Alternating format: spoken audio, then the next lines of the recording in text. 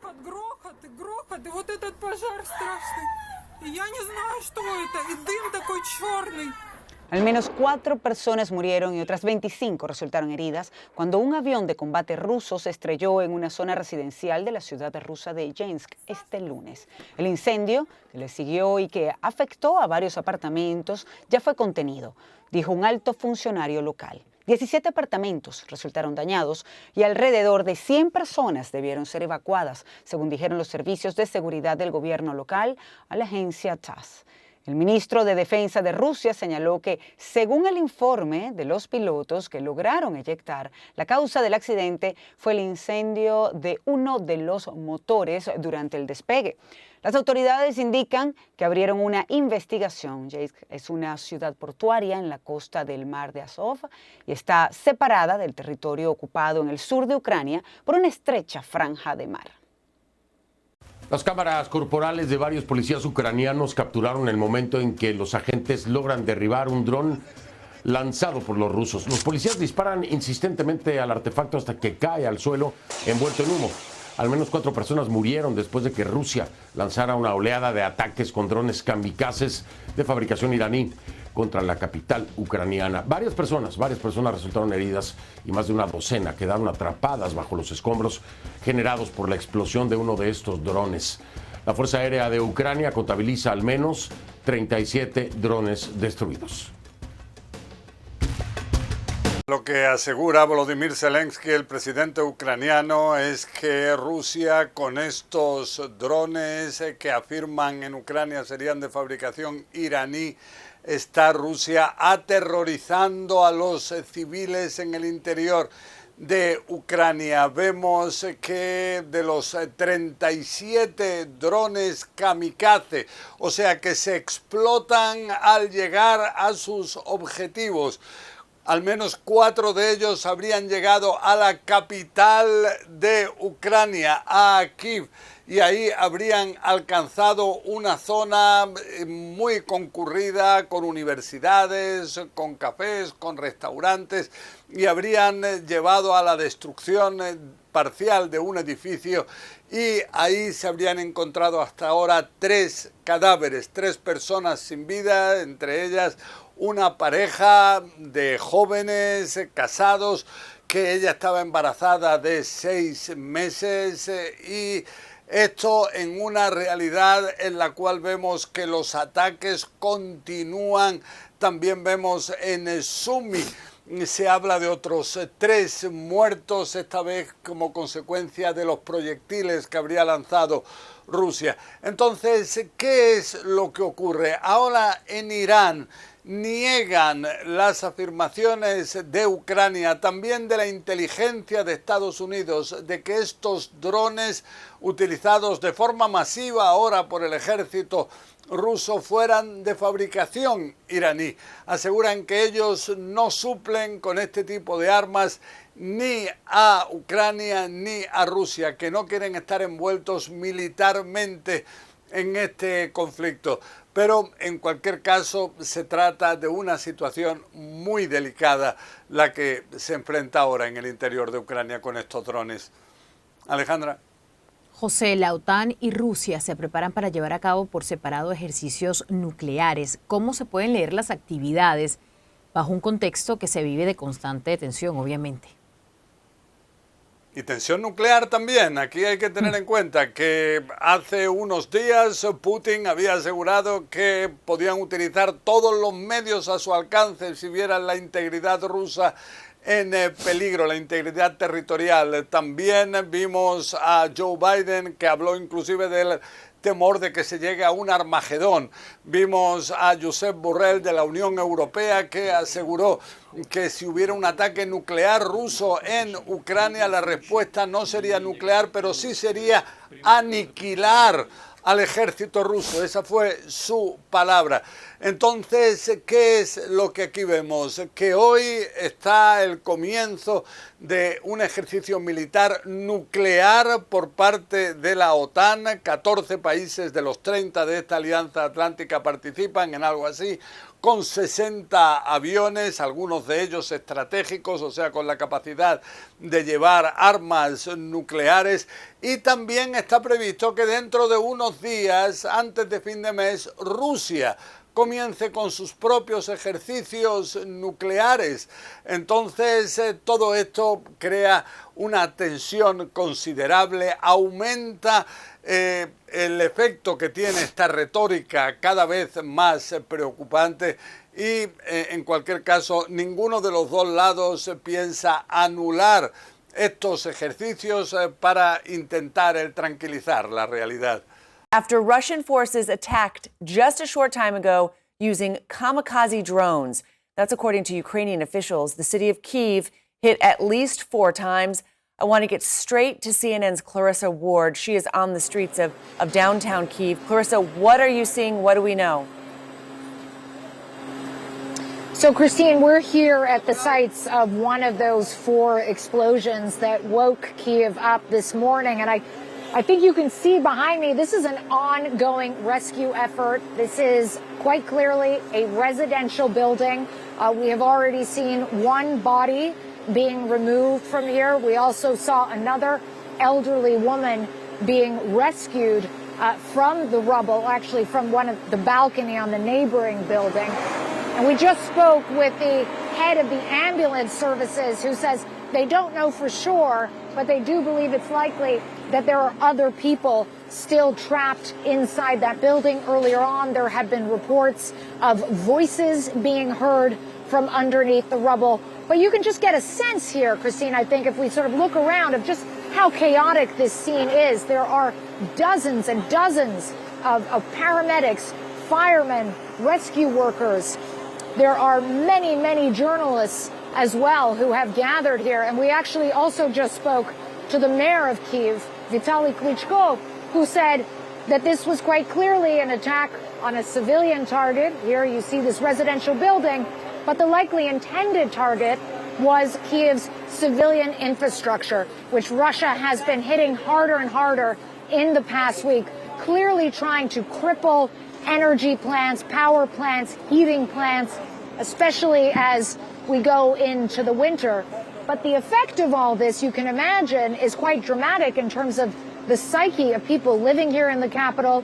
Up until last Monday, it had been relatively quiet here since the beginning of the war. Now you have hordes of kamikaze drones coming in, dropping explosives onto residential areas right in the heart of the capital. The Ukrainian Air Force saying they intercepted 15 kamikaze drones trying to get into the capital this morning, and obviously 4 of them did manage to strike and cause explosions like the one you see behind me, Christine. There have been some months, Clarissa, of relative calm in Kyiv, and Russia was retreating on the battlefield. This seems like a new strategy from the Russian president, the Russian military.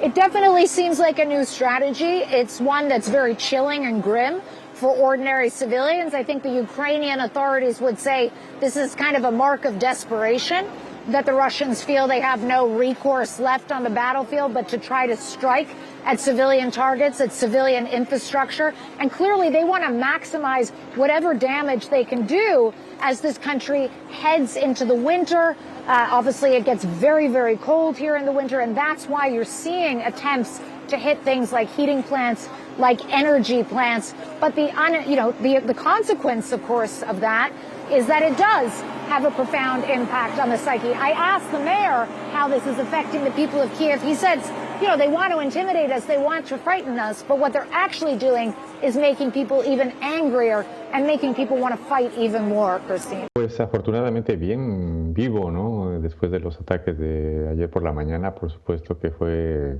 pues inesperado, ¿no? Se habla de drones kamikaze. ¿Cómo se pueden percibir? ¿Son pequeños drones? ¿De qué estamos hablando? ¿Qué es lo que han dicho las autoridades, Pablo? Mira, yo no tengo la información en cuanto a qué tamaño tienen, pero sí sé que el sonido de los drones son bastante identificables. Sí, son drones de procedencia iraní. y bueno, por lo que sé no tienen una gran carga explosiva, pero bueno, causan bastante daño, ¿no? Oye, y supongo que sobre todo, bueno, se han dicho que provocaron 4 muertes, Pablo, pero también esa sensación de inseguridad todo el tiempo. Claro, eso es lo peor, porque bueno, en mi caso por la mañana pues empezó la sirena me parece las 6:30 de la mañana, y a las 6:40 se escuchó la primera explosión. De ahí fueron 5 explosiones las que escuchamos. Y bueno, claro, es una inseguridad porque bueno, no sabes en qué momento te va a tocar a ti. Recordamos que nos contabas que estás viviendo en el centro de Kiev, ¿no? Estás en el centro de la capital. ¿Es ahí donde se han producido estas explosiones, Pablo? Así es, vamos, yo estoy dentro del centro, pero estoy no, digamos, tan cercano estoy a unos 5 o 6 kilómetros de donde pasan estos acontecimientos. Por supuesto que lo oímos cercano, las explosiones se escuchan, y un poco lo que más a mí me espantó fue que se escucharon ruidos de metralla, y es porque estaban tratando de bajar estos drones a disparos. Entonces sí fue un poco... porque no sabes qué está pasando, ¿no? La información no fluye tan rápido en estos momentos. No, por supuesto que pues, todo es confusión. Marina Uzyanikova, la periodista rusa que se atrevió a sostener un cartel contra la guerra en Ucrania en la televisión estatal rusa, huyó del país. Según informó el medio estatal ruso RIA Novosti, citando un comentario de su abogado Dmitry Sagatov, la comunicadora ahora se encuentra bajo la protección de, y cito, uno de los países europeos. Uzyanikova fue acusada, según el Código Penal ruso, de difundir información falsa sobre el ejército después de participar en una protesta en julio, lo que podría conllevar una pena de hasta 10 años de prisión. Uzyanikova fue puesta bajo arresto domiciliario en agosto. A principios de octubre, la periodista fue declarada fugitiva después de huir de su casa, según informaron entonces los medios rusos. Fue entonces que las autoridades rusas colocaron a la exeditora de Channel One en la lista de personas buscadas del Ministerio del Interior.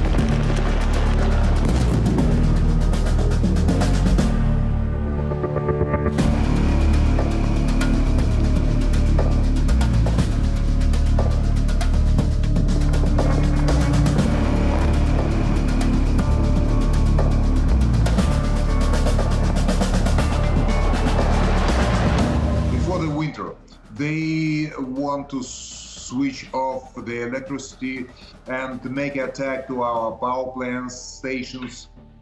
And right now, before the cold season, we prepare our city to deliver warmth to houses, and that's why the reason to destroy the whole critical infrastructure.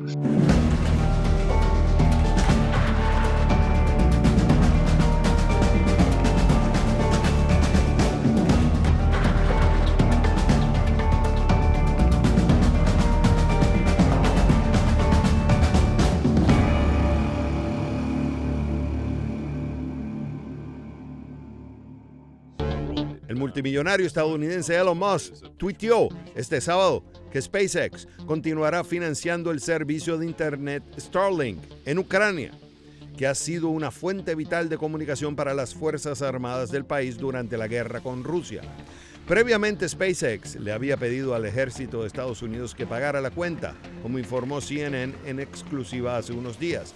En una carta dirigida al Pentágono, SpaceX calculó que estos servicios costarían más de $120 millones durante el resto del año y que la factura podría ascender a cerca de $400 millones durante los próximos 12 meses.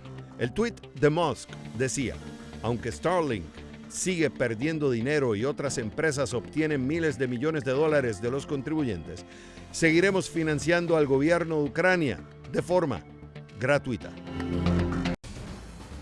La Unión Europea alcanzó un récord del 24% en la producción de energía eólica y solar entre marzo y septiembre, según un informe de los expertos ambientales E3G y Ember. Gracias a este crecimiento, los 27 países del bloque ahorraron 97.000 millones de dólares en importaciones de gas que evitaron desde que Rusia lanzó su guerra contra Ucrania. Esto significa unos 10.800 millones de dólares más en comparación con el mismo periodo de 2021. El impulso se produce cuando Europa intenta dejar de usar gas ruso debido a las reducciones e interrupciones en el servicio de suministro por parte de Rusia.